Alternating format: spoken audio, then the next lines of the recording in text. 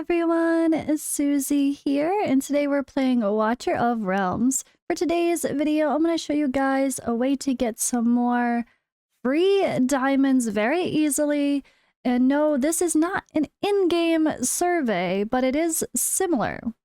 Plus, we're going to take a quick little look at the in-game announcements. We have some new interesting stuff here that I did not talk about yet, so let's dive in.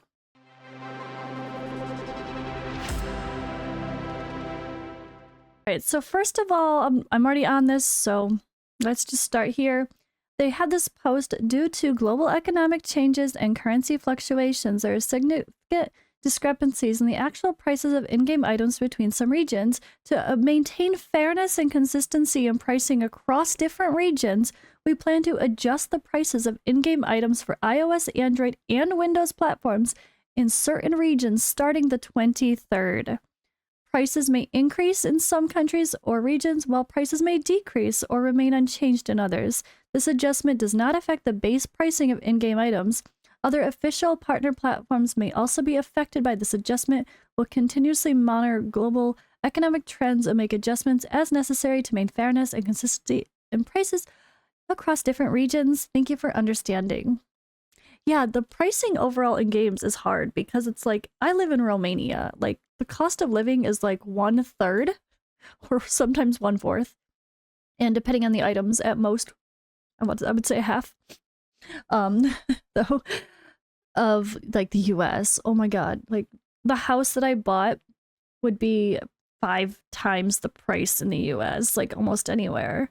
Or at least, I can't even say at least 2 times. No, it would be at least 3 times.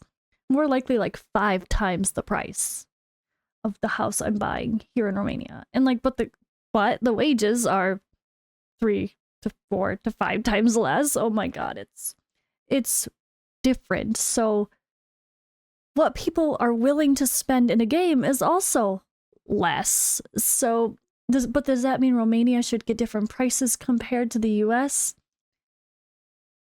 You can't really say yes, because then people just abuse the systems and they make their accounts in another VPN, and then they always have cheap prices, or, you know, there's always ways to abuse those kind of systems.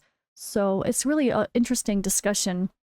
To be fair, make everyone pay the same thing, but unfortunately some countries are poorer, I guess, or lower dollar value.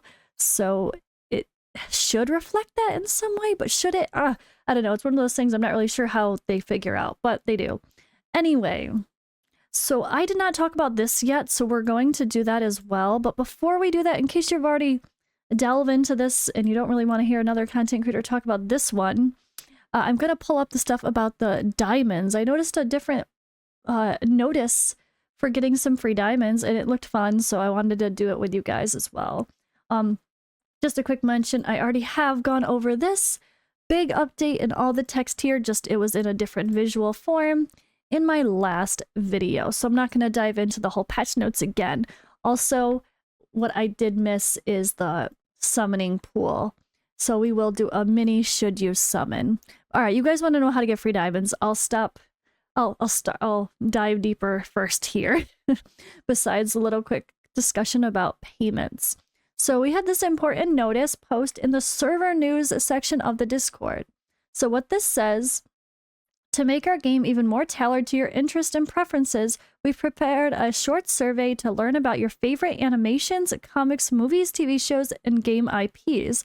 Through this survey, we aim at enhancing the interaction and experience within our community. We sincerely invite you to spend 2 to 3 minutes completing this survey. The link below to access this form. Select your favorite animated series, comics, movies, whatever from options, complete the survey, and submit your response. The event duration for this survey is the 9th through the 15th, which is apparently a popular date range because that's the time you need to extend your support if you're playing King Arthur, or else your support goes away from content creators. So make sure you go hit that button on my page for King Arthur if you're supporting. Anyway, all players who complete the survey will receive 100 diamonds as a reward. After the event, the prizes will be distributed within 15 days. So this is not an instant one. It's not like the in-game surveys where they started adding the little summon as a reward. So this is a little bit different, which is why I wanted to, call it out. And I wanted to do it with you guys because surveys are fun. It asks for your social media ID. I think they mean Discord ID because you're doing it from Discord, but I just put that because it's the same as my Discord and my YouTube. I don't know. All right, but then we have the in-game ID you need to put in. Just a reminder, when you copy and paste, it gives you the whole thing with your server. So you can copy that directly in-game and then paste the other part down here for your server itself. So in-game ID, server ID. Now let's go pick our favorites. All right, let me see. We have a long list here. Okay, this is going to be fun. Select your favorite IPs from the following animations and comics. All right, I just put Castlevania because that's one that always seemed interesting, but I really don't have interest in like any of the other ones. I mean, Teenage Mutant Ninja Turtles when you're a kid, sure, but I don't really care now. Nothing else really sticks out to me. He-Man I never watched. She-Ra, no. Thundercats I probably watched, but it's just, no. I kind of wish there was more from the animation idea, like One Piece or some other quirkier stuff, but I'm just gonna put Castlevania because we like those vibes, and I do live in Romania, so why not? But I'm not a big anime fan, or I guess the older cartoons that might be nostalgic for some of us. I'm not a huge fan of those. Select your favorite IPs from the following TVs and movies. We could only select 5. I want to select more, but I chose Vikings, How to Train Your Dragon, The Mummy, The Boys, and Wheel of Time.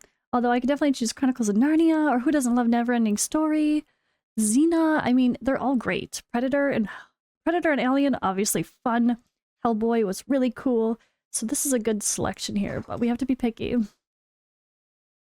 To be honest, I don't really know like anything about these IPs. I mean, Tomb Raider, just from playing the games when I was younger than the movie that came out, right?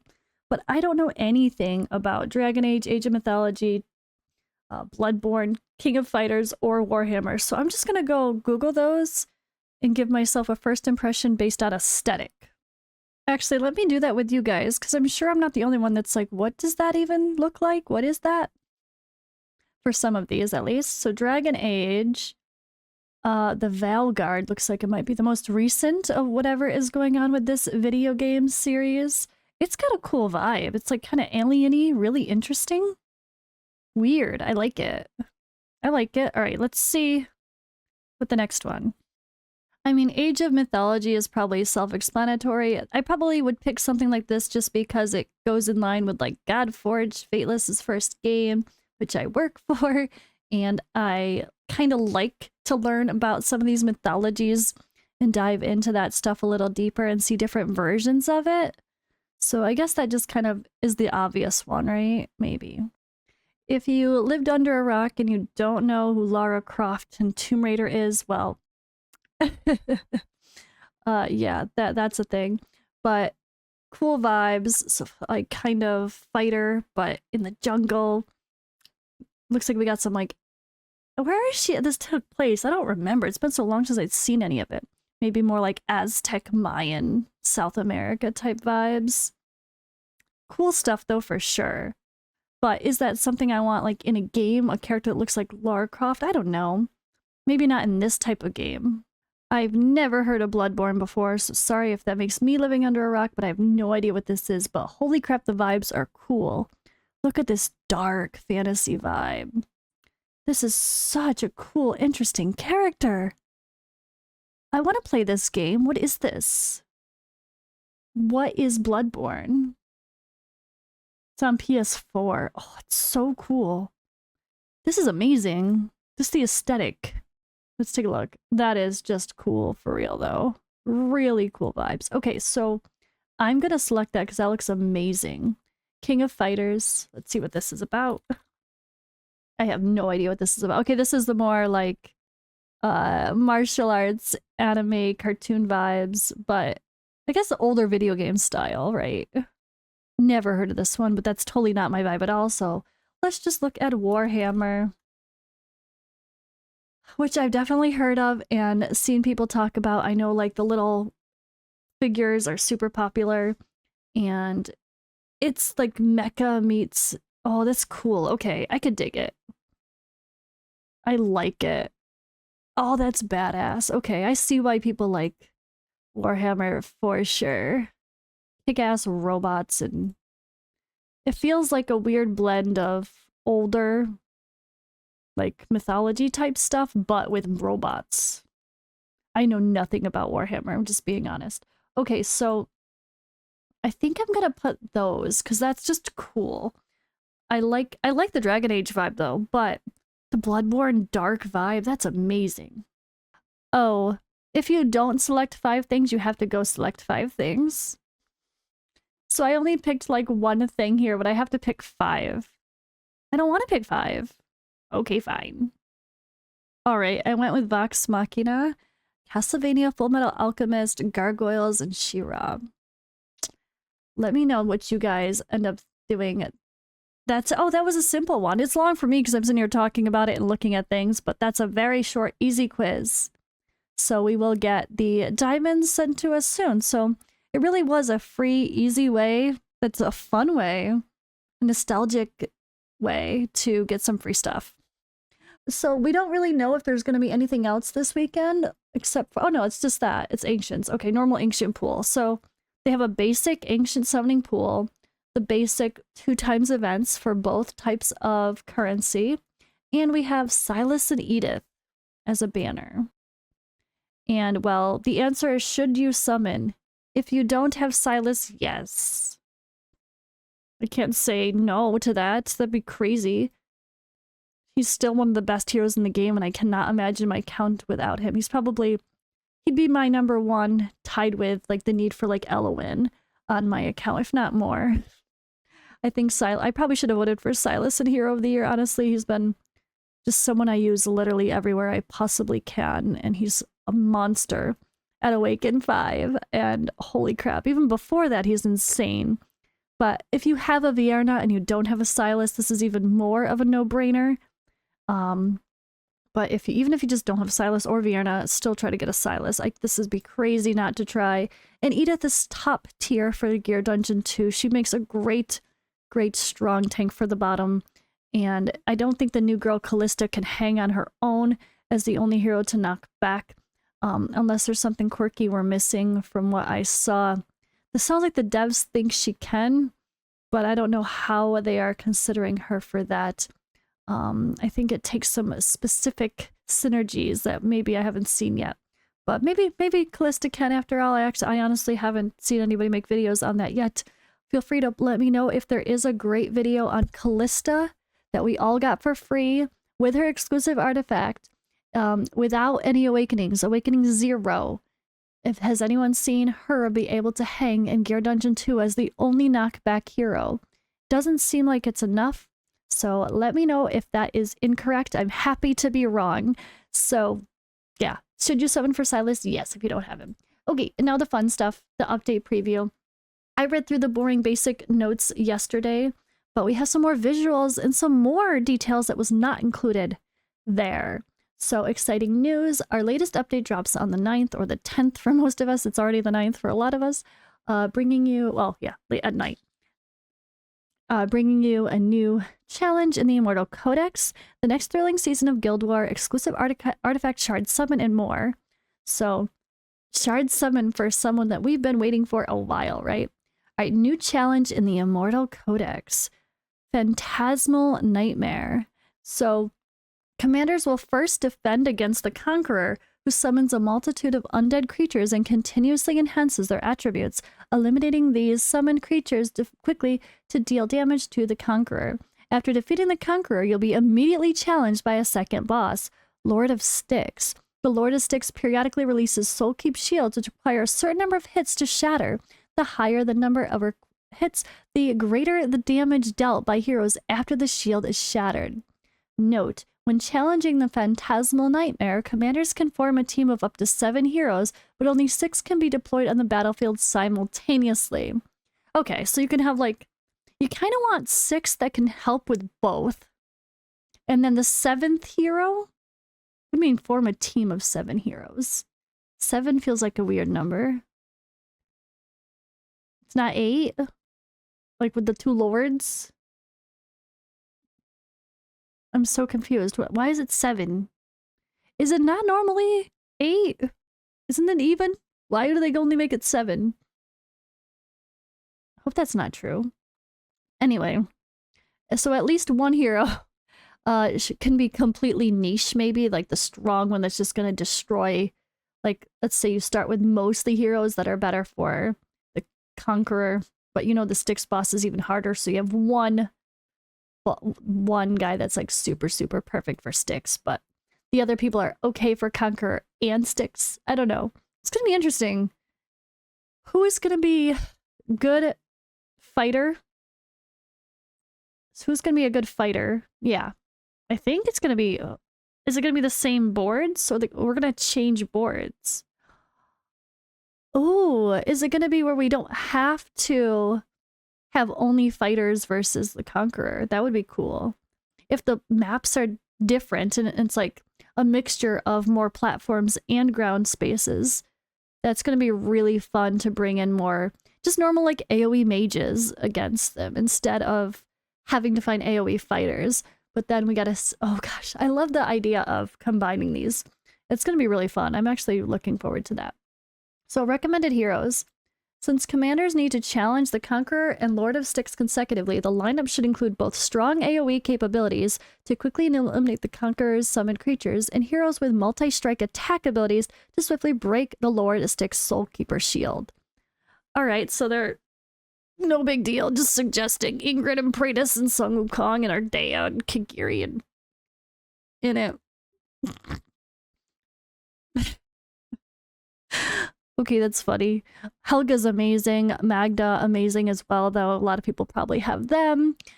Constance. I mean, she's great to buff everybody, and she's gonna pair with your Praetus or your Ingrid. Or if you have Ingrid, you're gonna go Sun Wukong, Praetus, Sun Wukong, Constance, and Ingrid for the other Watcher bonus, maybe? I don't know. But yeah, we'll see what the lesser OP options are for this, but I expect the Triple S ones to be really hard. All right, Guild Wars Season 7 starts on the 20th, and there's going to be new maps. Oh, we can see the maps. This is good if we want to start planning, but we can't really start testing, can we? I guess these... oh, that's completely new. It says new garrison maps. So maybe that's why it feels familiar but doesn't look exactly the same. Alright, we also have a new season exclusive Demon Soldier, Frostborn Scholar. This unit is capable of granting shields to nearby allied ground demon soldiers, a perfect match for demon soldiers with high HP. The shield effect gains a bonus on demon soldiers with a Mark of Frostborn ability. Frostborn. So we're starting to get those factional demon soldiers that they talked about as well. We're going to get an emote for them. That's cool. And the new seasonal border. Oh, I love the border. Nice job with the border. Gladiator's Gauntlet. We're going Frosty here as well. Guild pattern. Fresh chat bubble. I love the chat bubble. Yes. Oh my gosh. Okay. Season 7. Gladiator's Gauntlet. Getting a chat bubble. And Maul's skin is for that. Okay, I really hope we do okay. I'm gonna try clan. I'm gonna try guild, whatever guild. And new artifacts. Shattered Hilt increases single target damage by fighters and further increases it after dealing damage a certain number of times. It's recommended for single target fighters like less than Sun Wukong. I mean, I maxed out Sun Wukong's artifact immediately, which I kind of regret. I don't know. I had a bunch of those exclusive things, and I'm never gonna pull Hex's exclusive artifacts, so I just used them. Don't know if that was the best choice, though. We'll see. Maybe once I get Sun Wukong to, like, Awaken 3 and can really see his potential better. We'll see. Alright, Bright Caller's Claw. Increases single target damage dealt by marksman and has a chance to trigger a powerful strike that deals physical damage. It's recommended for single target marksmen like Silas Niovar. And then Dragon Blood Goblet. It increases defense and damage for defenders. After taking damage, the defense and damage increases doubled. It's recommended for DPS capable defenders like God and Edith. Okay. I'm really curious at how these multipliers are going to look, and are they going to be better than our best options now? Like, I don't know. I mean, the spirit siphon has just been such a thing for so long. Is that going to be replaced? I don't know. Guess we'll see. And then this is the interesting part. Shard assembly. What? This was the confirmation that Beelzebub is coming soon. So this starts on the 20th, so we can assume that the week, maybe the weekend of the, is it going to be next weekend, the 17th that he's coming? Or the 24th after the Shard event that starts, the event starts? Maybe it could be after, because then people will actually have the artifact by the time he comes on a banner. 24th, maybe? I don't know. But either way, you definitely should save your summons for Beelzebub. I'm sure you've heard the hype. I think Fastidious has multiple videos on him already. He's on the test server. Like, I'm pretty sure. Did I do a video on him? Or was he the one of them that I didn't make it to? There was that whole blur of when they did were supposed to do a big update, and then it just never happened for like 2 or 3 months, whatever that was. He was one of those heroes that were caught up in the mix of that. So some of us put out videos on them because they asked us to, and then the heroes never came. Like the Iovar's wife, as we call her,